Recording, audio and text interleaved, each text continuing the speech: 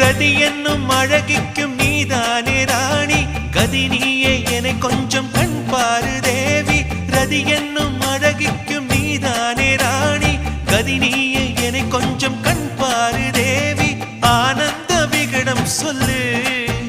என்னை பேரின்ப நதியில் தள்ளு ஆனந்த விகடம் சொல்லு என்னை பேரின்ப நதியில் தள்ளு நான் பாக்யாதிபதியானேன் உன்னாலே கண்ணே உஷா பசும் பொன்னே உஷா